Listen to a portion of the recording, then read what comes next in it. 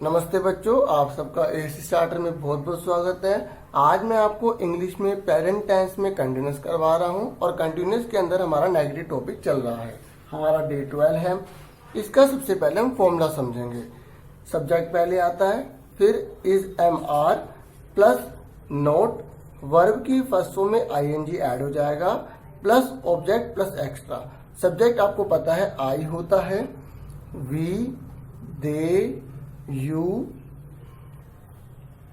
He, she, it और name. I के साथ ये हेल्पिंग वर्ब होती है बच्चों।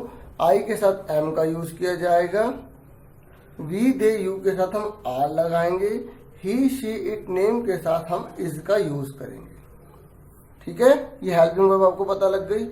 अब मैं आपको कुछ सेंटेंस बताता हूं जिससे आपको अच्छे से क्लियर हो जाए। अब एक एग्जाम्पल देखो, तुम कपड़े नहीं ला रहे हो। तुम क्या है? सब्जेक्ट यू बोलते हैं। यू के साथ क्या लगाते हैं? आर लगाते हैं, यू आर। फिर उसके बाद नोट है क्योंकि यह नहीं लगा हुआ है। उसके बाद लाने को क्या बोलते हैं? ब्रिंग। ब्रिंग क्या क्या लग जाएगा? I N G. ठीक है, उसके बाद ऑब्जेक्ट है, चेक करो, हाँ ऑब्जेक्ट है कपड़े। मैंने आपको पिछली वीडियो में बताया था ना कि सिले हुए कपड़े और बिना सिले कपड़े को क्या कहते हैं। ठीक है, तो यहाँ सिले हुए कपड़े हैं इसलिए मैंने क्लोथ लिख लिया है। ऐसे लगा दो, बहुत सारे कपड़े हैं। ठीक है, एक बार फिर भी बता देता हूँ। क्लोथ जो होता है, अगर इसमें ई नहीं लिखा तो इसे था पढ़ेंगे, क्लोथ। क्या पढ़ेंगे? क्लोथ। तो ये बिना सिले कपड़े होते हैं।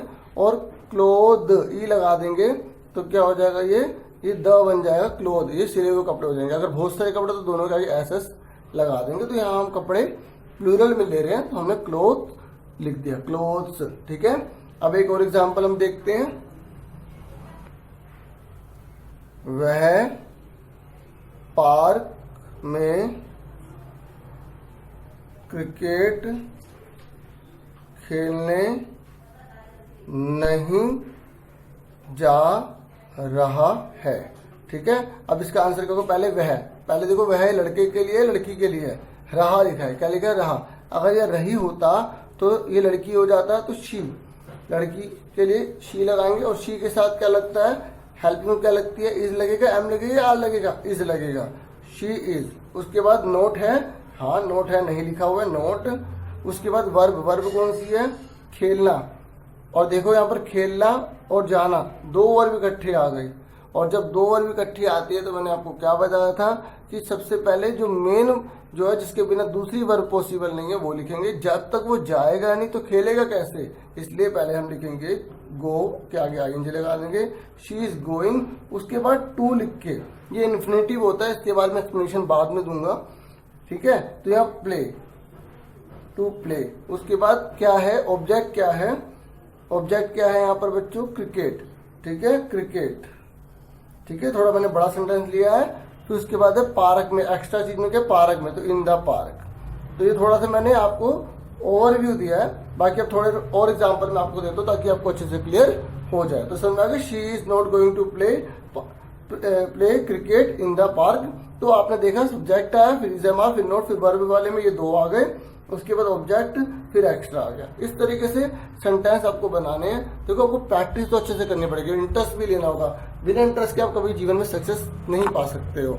आओ मैं कुछ और एग्जांपल कराता हूँ ताकि आपको बहुत अच्छे से क्लियर हो जाए।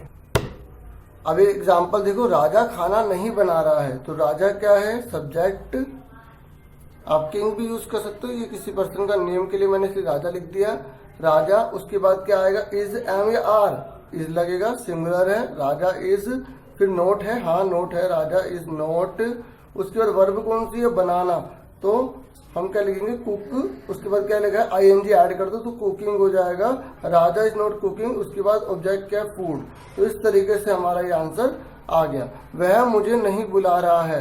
तो वह यह लड़के के लिए यूज हुआ तो ही लग जाएगा, ही। उसके बाद क्या? ही के साथ क्या लगेगा? इज लगेगा। ही इज नहीं को क्या? नोट आ जाएगा। ही इज नॉट। वर्ब कौन सी है? बुलाना, उसको आ जाएगा कॉल। कॉल के आगे क्या लग जाएगा? I N G. उसके बाद ऑब्जेक्ट कौन है?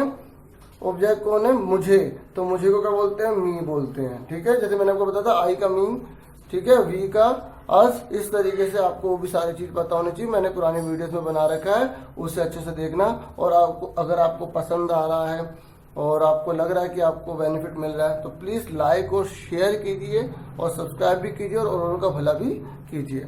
ठीक है, अब मैं आपको 5 और बता।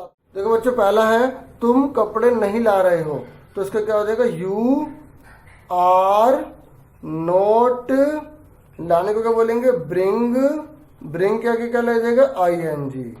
ठीक है, उसके ऑब्जेक्ट क्या रहेगा, कपड़े, तो क्लोथ। सिले हुए कपड़े के लिए द, और बहुत सारे कपड़े तो एस लग जाएगा।